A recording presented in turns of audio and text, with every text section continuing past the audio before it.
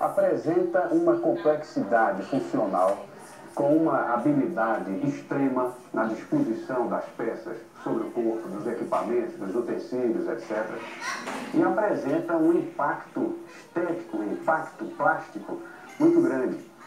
Olhar para uma fotografia de um cangaceiro hoje, mesmo que seja com o recurso limitado do preto e branco, porque as fotos de época não são coloridas até o final do ciclo, nos anos 40, causa uma visão como se fora de alguém que se deparasse com um extraterrestre. É uma figura inteiramente diferente, com aquele chapelão de couro enorme, com aqueles embornais ao lado muito grandes, enfim, com todos os objetos machetados por ouro, por prata, por ilhoses, com as peças sempre se compondo em cores contrastantes, e mesmo que não se veja esse colorido, se verá um contraste do claro com o escuro. Enfim, é um traje que, cheguei a dizer em livro, poderia ser comparado ao do samurai japonês, ao do cavaleiro medieval europeu, pela sua grandiosidade, pela sua imponência. E evidentemente que, não somente como estudioso, observando tudo isso, a partir de dados, sobretudo de imagens, de fotografias e de filmes que foram feitos na época do ciclo do cangaço, não apenas a partir desses dados, mas também um outro ponto me levou a essa atitude de me debruçar sobre a estética do cangaço, procurando compreendê-la, que foi a visão nos cruzamentos de depoimentos feitos a mim por pessoas da época, que muitas vezes se encontraram com o cangaceiro apenas uma vez ao longo de toda a sua vida. Mas sempre na vida dessa pessoa ou desse grupo que se encontrou com um cangaceiro ou com um grupo de cangaceiros, aquele dia do encontro passou a ser o dia mais importante nas suas existências. É curioso, porque esse impacto que fazia com que isto se desse, muitas vezes era o impacto do pavor, destacadas, o chapéu de couro, que é o grande ponto da concentração estética, com um abuso de ouro, de prata, de estrelas, sobretudo de signos em essência, mas que tinha uma profundíssima diferença, que marcou essa diferença, o grande impacto na alma do colonizador ao observar o colonizado, enfim, o descoberto, que é o fato de que este homem do Novo Mundo, ele vivia, como se disse na documentação da época, ele vivia sem lei, nem rei, e era feliz. Cada um sendo, como alguns documentos disseram também, cada um sendo o rei de si próprio, tendo a pretensão de ser o rei de si mesmo. Então, esse traço, a meu ver, depois de investigá-lo exaustivamente, me parece estar na origem de um certo orgulho, de uma empáfia, de uma ostensividade que existe desses grupos sociais que no Brasil representaram o nosso irredentismo, a insubmissão, a rebeldia. O grupo de cangaço faz parte, portanto, de um contexto amplo, de que fazem parte também os velhos levantes indígenas que ocorrem desde o século XVI, com a preação e a escravização dos índios, os quilombos, que começam também no século XVI e são destruídos e se renovam no século XVII, e ao longo, enfim, da colonização como um todo.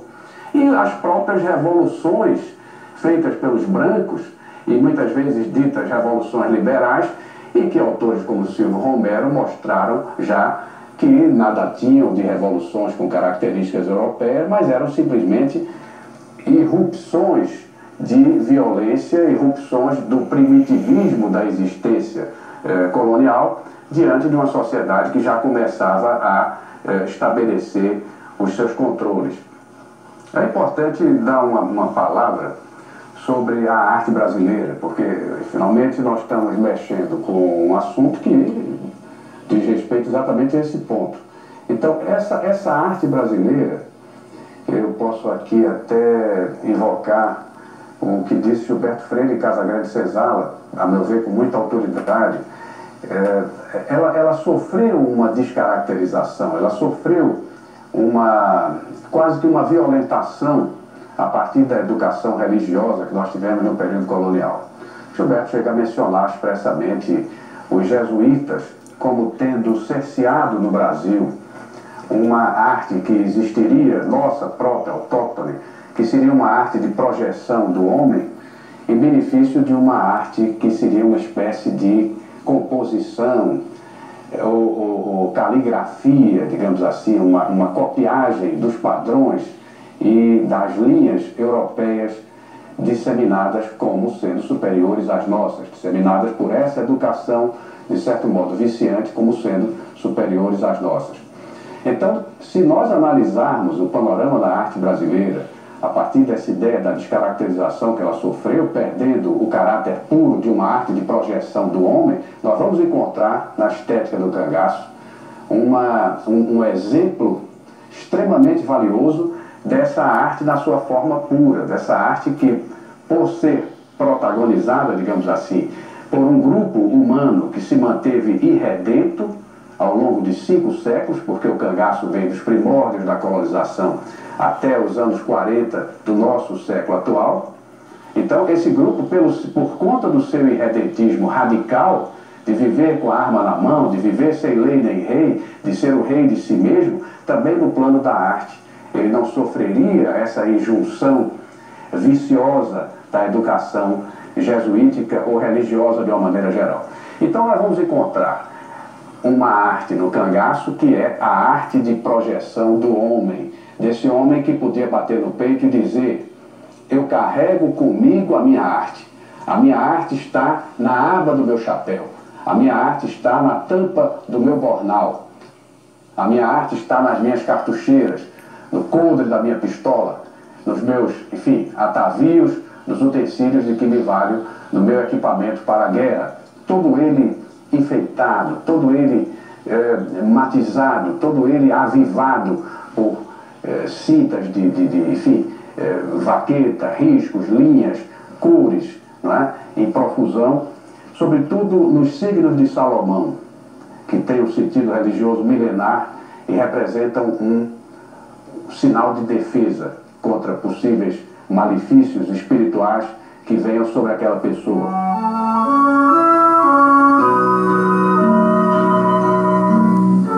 As estrelas, usadas também em profusão nas abas do chapéu, estrelas de quantidade variada de pontas e de características.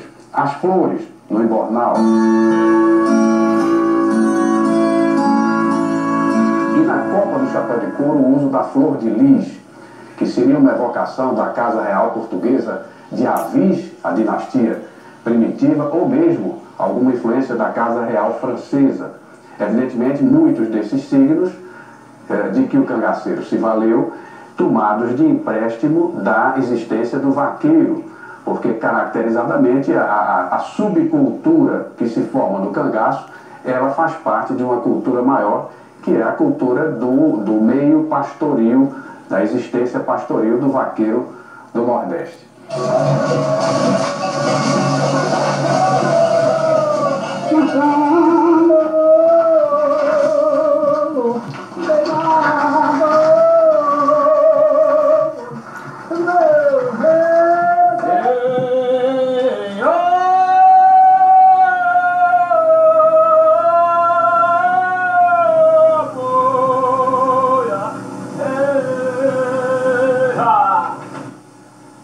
Mas há um ponto em tudo isso que é como que marcaria a individualidade, a identidade dessa arte popular desenvolvida pelo cangaceiro, dessa sua estética, e que a diferencia, de certo modo, do que nós conhecemos hoje no Brasil como a nossa arte popular.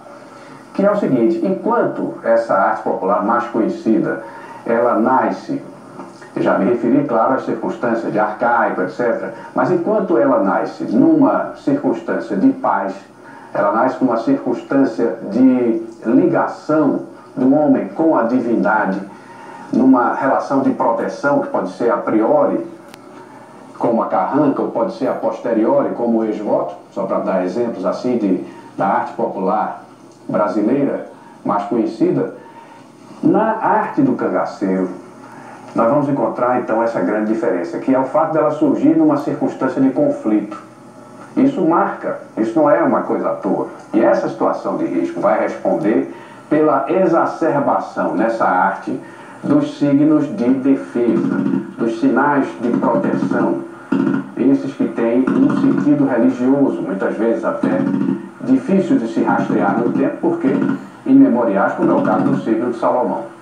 E um ponto muito interessante para acrescentar ainda aí seria o das concentrações estéticas. Quer dizer, nós temos os sinais estéticos básicos, que são esses que eu acabo de dizer, mas muitas vezes o interessante é ver que no próprio traje do cangaceiro, já aí como uma figura de síntese, nós vamos encontrar as concentrações. A pala do bornal, com motivo floral, em policromia, como disse, coberta por uma correia toda enfeitada com ilhoses, que era um elemento que, vazando o couro, permitia uma melhor refrigeração, mas esses ilhoses esmaltados de branco, eles tinham também uma interferência estética, compondo uma constante com o tecido que estivesse por baixo. No sertão, o cangaceiro costurava, o cangaceiro bordava, os grandes chefes de grupo, inclusive e sobretudo o Lampião, que costurava de maneira exímia e bordava de maneira exímia, não só em tecido como em couro, era um grande alfaiate de couro, mas, repito, de uma maneira geral, os mais bem-sucedidos chefes de grupo eram também, se ocupavam também de se enfeitar a si mesmos e de enfeitar os seus subordinados para dar a eles o orgulho de combatente, o orgulho de participante daquele pequeno grupo, daquela pequena sociedade irredenta. Eu me recordo aqui agora de que, numa determinada ocasião em que conversava com o cangaceiro Barreira, eu dirigia a ele, nessa época eu já começava a ser assaltado por essas preocupações estéticas, digamos assim, eu dirigia a ele exatamente essa pergunta. Como era a sua vida no grupo? Ele trabalhava com o cangaceiro português, que era o chefe de subgrupo de Lampião. Então eu perguntei a Barreira como era que ele se ornamentava, como era que ele se enfeitava, e ele me deu uma resposta realmente muito interessante. Então eu cheguei, quando eu entrei, os outros tudo enfeitados e eu só nada, sem enfeite nenhum. Eu disse, seu Luiz Pedro, levanta seu Lampião. Eu disse, seu Luiz, olha, eu quero me enfeitar, mas quem me enfeita é o senhor. O senhor me dá, me enfeita também, porque eu não tenho. Eu não tenho nada, os outros tudo aí enfeitado e eu sei não. E ele sorriu. Ele sorriu para mim quando acabou de disse, olha, tá certo, pai? Abre um negócio lá bem assim, então me enfeitou um foguinho, me enfeitou, não tem cartucho de olhar assim no verso, não tem olho nas mãos, me enfeitou. Anel, Tudo, ficou aqui no verso aquele cartucho, e nas mãos tudo, foi ele que me enfeitou. Dentro do mato fechado, ele com a máquina de costura, costurando, fazendo bornar couro, cartucheira, né? Couro, cartucheira, até roupa. Maria Bonita fazia a roupa, né? Aqueles enfeites todinhos que tem nessa roupa, era isso que fazia. Eu sabia fazer. É o que eu sabia fazer dele. Fazia de linha amarela, linha azul, linha de todas as cores, bordado na mão. Eu fazia. Máquina de pé, no mato, e eles faziam. Como bordadeira profissional e sempre fui admiradora dos bordados, eu tive a oportunidade de ver os bordados feitos nos bornais dos cangaceiros. É um ponto simples, mas que devia ter dado muito trabalho, pelo fato de ser, naquela época, só ter a máquina de mão, a máquina pequena, que se a gente movia com o que se chamava veio da máquina. São os bordados coloridos, feitos em ponto matiz ou em ponto corrido. Mas havia algumas peças que eram feitas de encomenda. Então, por exemplo, os punhais.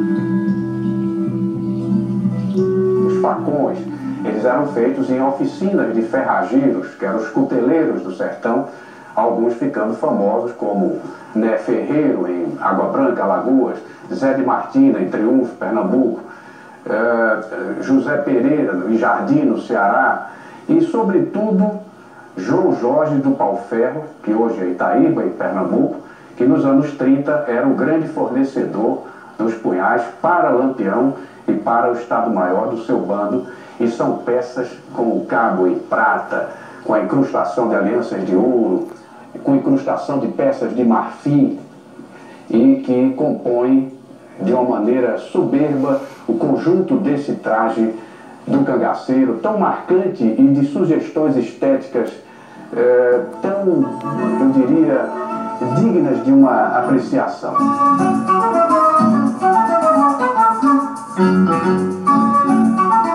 O que se pode dizer dessa expressão plástica dos grupos de cangaço? Que ela teve força para contaminar, digamos assim, as próprias energias da repressão, os grupos da Força Volante, passando a se trajar do mesmo modo do cangaceiro, é um ponto interessante a ser assinalado. Em muito pouco tempo, as imagens de um e outro se confundiam, do cangaceiro com a do macaco, da linguagem do cangaço.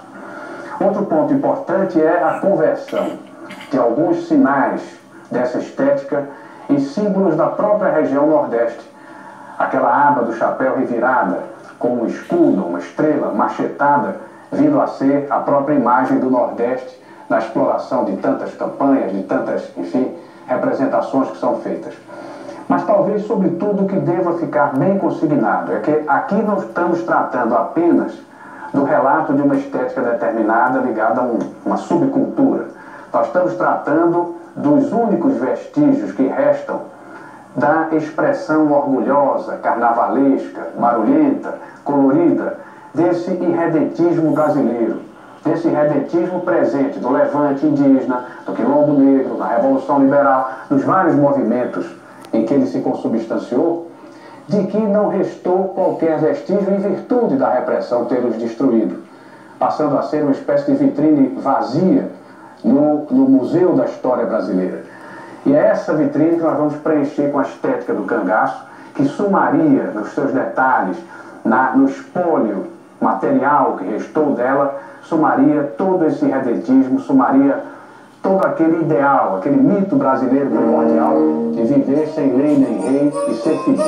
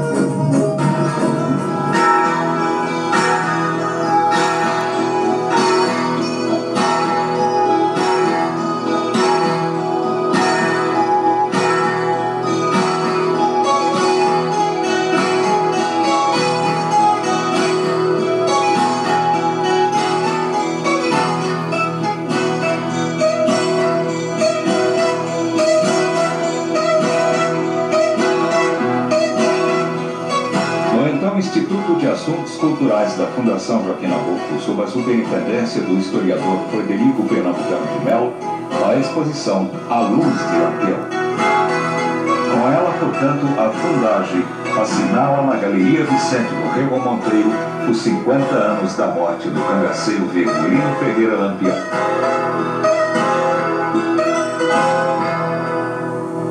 Normalmente não se espera que o público, tomando conhecimento do universo do cangaço pela primeira vez, ele já venha conhecendo os detalhes desse mundo estranho, desse mundo do sertão, desse mundo primitivo. Então, a Fundação Joaquim Nabuco teve o cuidado de preparar um boneco em tamanho natural, compondo a reprodução completa da figura de um cangaceiro. Esta reprodução é o motivo deste vídeo.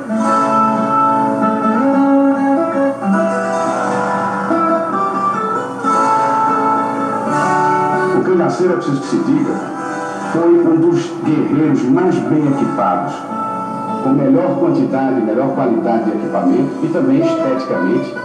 Ele não fica a dever a nenhum guerreiro em qualquer fase da história.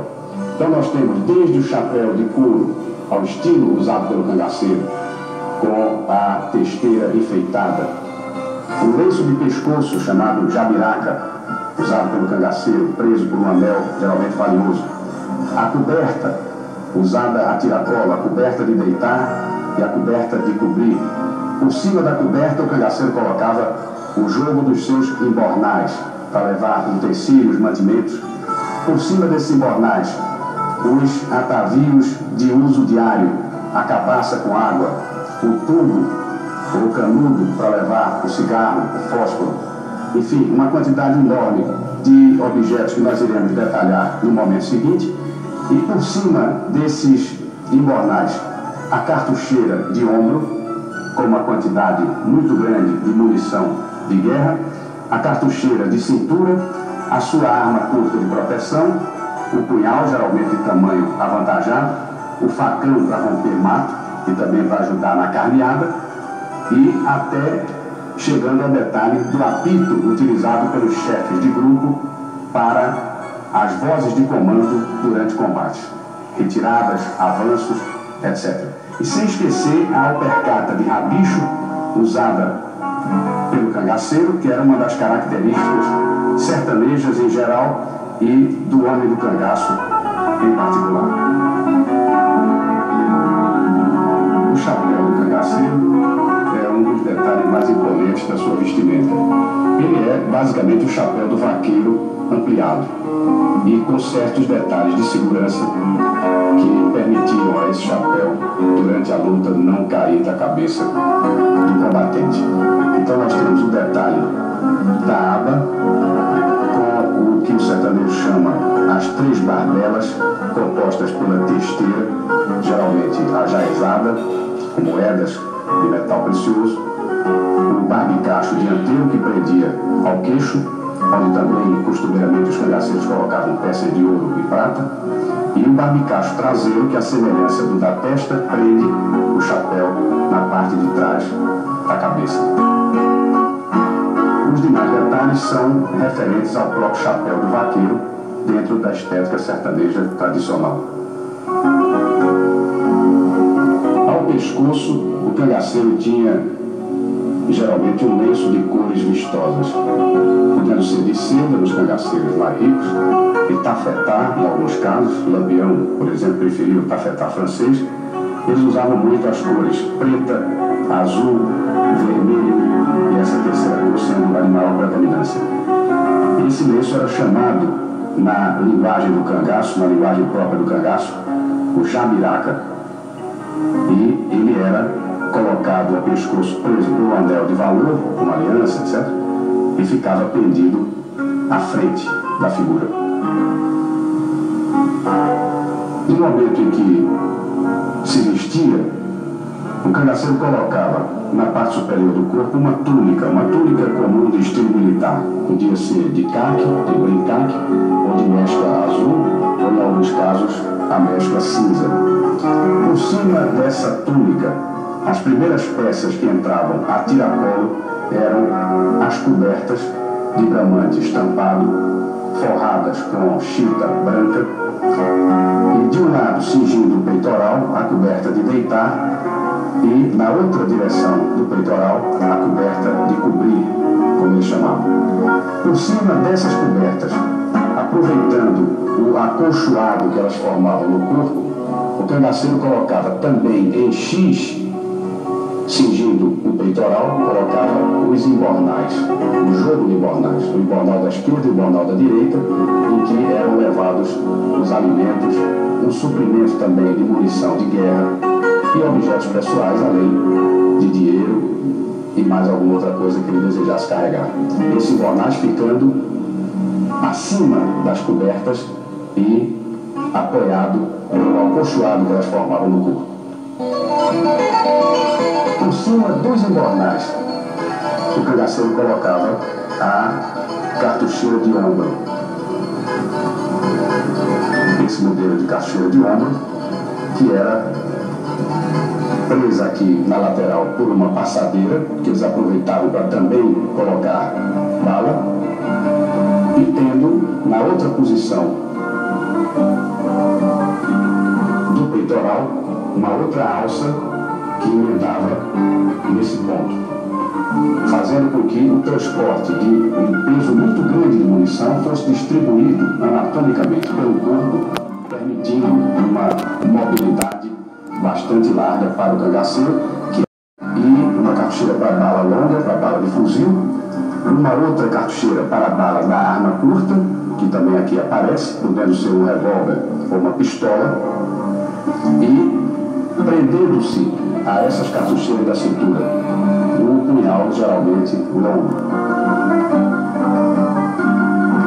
No século XX, com o surgimento das armas de repetição, dos rifles e mosquetões, o punhal perdeu o caráter de arma de briga, passou a ser usado apenas para a execução fria, para a morte feita fora do combate, a morte do combatente ferido, que era terminado de matar a punhal, era sangrado, e passou a ser também, no século XX, no ciclo de cangaço de Lampião, um curioso símbolo de status, em que os cangaceiros de maior patente no grupo precisavam ter um maior punhal a indicar essa sua situação. O punhal do Lampião, não à toa, tinha 80 centímetros de comprimento. O punhal do Luiz Pedro, 72 centímetros. E completando essa parte frontal da imagem do boneco, nós deveríamos assinalar ainda o apito, que era usado pelos chefes de grupo para as vozes de comando durante combate, e também para assinalar o momento das retiradas ou de reuniões, o facão, que era utilizado para carnear e também para abrir picadas no mato,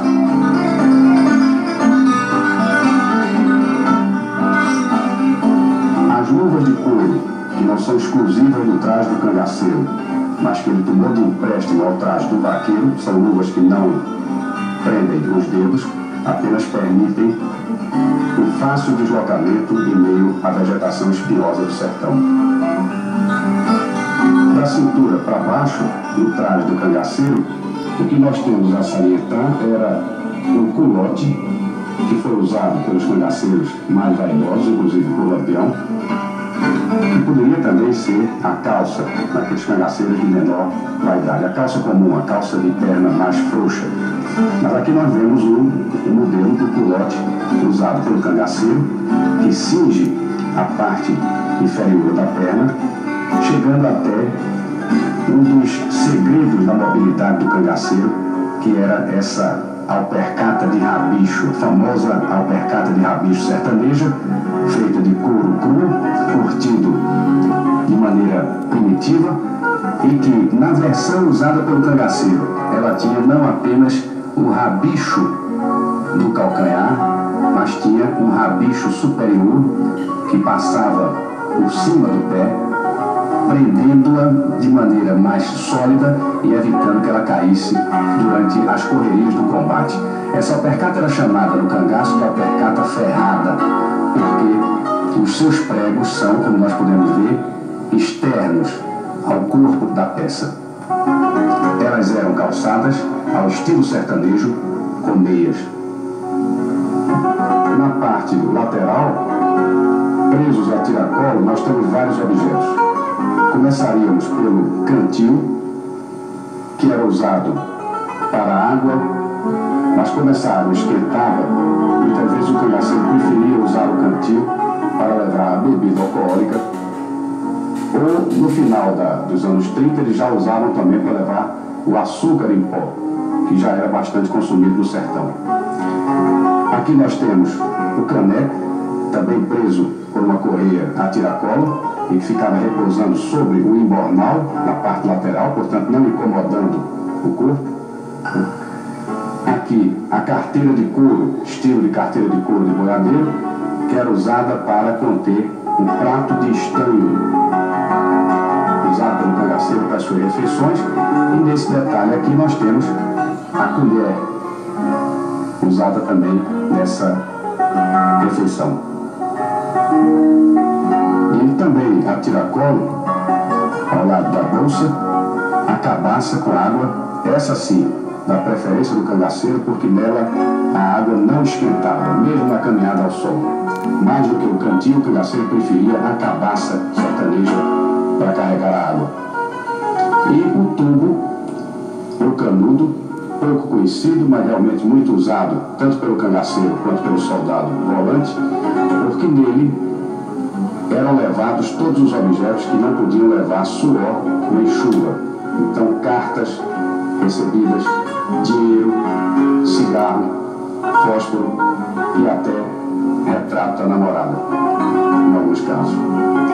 E finalizando essa parte, o detalhe importante de que a cartucheira, a parte lateral da cartucheira de ombro, repousava exatamente sobre o embornal, fazendo com que ela não friccionasse sobre o corpo, impedindo uma caminhada rápida ou produzindo lesões.